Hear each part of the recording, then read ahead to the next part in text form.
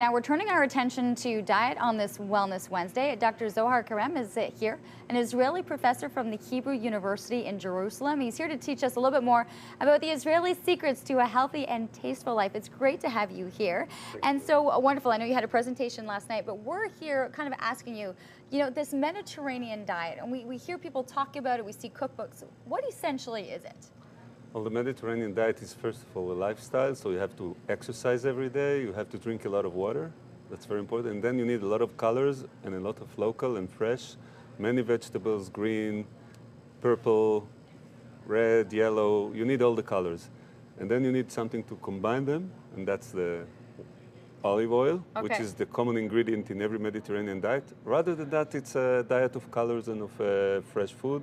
And whole grains, I forgot to say. Well, it's a pretty simple way of understanding it and eating all of the colors, of having that rainbow of colors. Right, exactly. But the one thing that you came back to was the olive oil. And so what is so crucial about the olive oil? Olive oil, I think, is so good. That's why many people say that it's bad. So it's, we're not olive oil. But in truth, it's the best vegetable oil to use in cooking, in boiling, as a dressing. Has many tastes. The tastier it is, the better it is in terms of contribution to the health.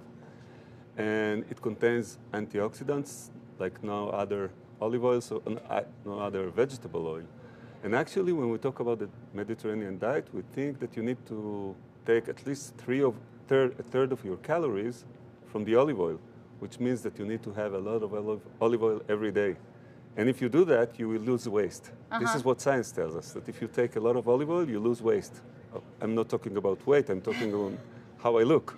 Right. Well, people do things for a lot of different reasons. You've brought some olive oil for us. What should we be looking for? Because there's some myths and some truths to olive oil. Right.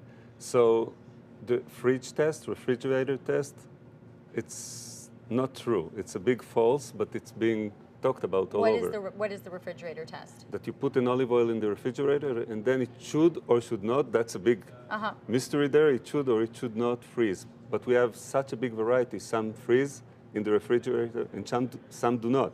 It doesn't say anything. We need like 30 different chemical tests to tell if it's authentic or not. In Canada, you're in a very good place, actually in the best place in the world, because your control over the customs is so strong. I wish every country in the world would have it, because whatever you find in your stores is good. It's gone through some good testing. Very good testing. Okay, yeah. Can we pour some of this? Because there's a different way of being able to enjoy this, right? Yeah, so this was grown in the desert. It was irrigated, and it's now thousands of hectares of olive trees in the desert, so we make the desert green again. Okay. And productive also. Very important for food security. So I just would toss this back? No, you first have to smell and enjoy the aromas. Okay. And maybe you can feel, I don't know, I didn't try this one, but maybe you can, this specific bottle, but maybe you can feel like cut grass. Probably. I've never actually smelt it or enjoyed it like this. Something between apples and tomatoes. Yeah.